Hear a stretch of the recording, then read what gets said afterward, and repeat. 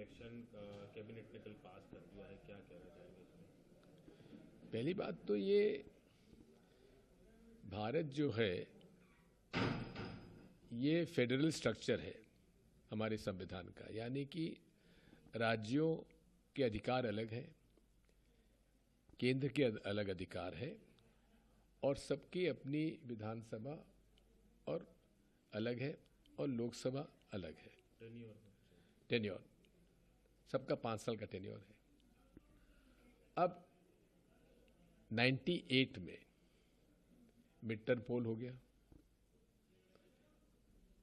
फिर 99 में mid term पोल हो गया लोकसभा का, यानी कि 98 में पूरे राज्यों को सरकारें भंग करो, चुनाव करवाओ, 99 में फिर भंग करो, फिर चुनाव करवाओ। ये संभव है क्या? तो ये इसका मतलब यह है कि फिक्स टर्म हो गया, चाहे सरकार के पास बहुमत है तो और नहीं है तो सरकार नहीं हट सकती। ये लोकतंत्र की और पार्लियामेंट्री डेमोक्रेसी का ही विरोध है इसमें। दूसरी बात यह है कि बहुभाषी देश है, बहुधर्म, बहुजातियां, उपजातियां, इतना संस्कार और संस्कृति इस देश में अलग अलग है। उत्तर पूर्व में अलग है, पश्चिम में अलग है, दक्षिण में अलग है, हमारे उत्तर में बिल्कुल अलग है।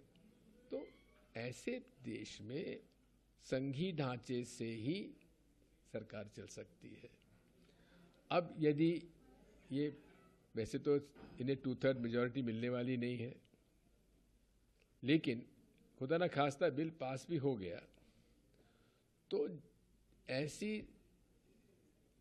सरकारें जो अभी चुनकर आई हैं, जो 5 साल का टर्म पूरा नहीं करेंगी, तो क्या उनके मतदाताओं के साथ अन्याय नहीं है या उन सरकारों के साथ अन्याय नहीं है?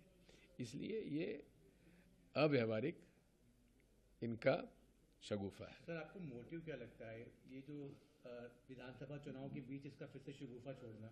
मोटिव यही है क्योंकि ये हर स्तर पर असफल हुए हैं।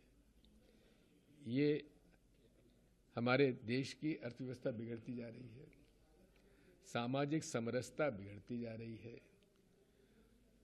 मोदी जी पर प्रश्न चिन्ह लगने लगे हैं उनकी लीडरशिप पर। स्वयं भारतीय जनता पार्टी के अंतर्कलह भी धीरे धीरे उभर कर सामने आ रही है। तो ये शगुफा ये है कि भाई इससे सब लोग घबरा के वापस मोदी मोदी करने लगेंगे, उल्टा होगा। सर, राहुल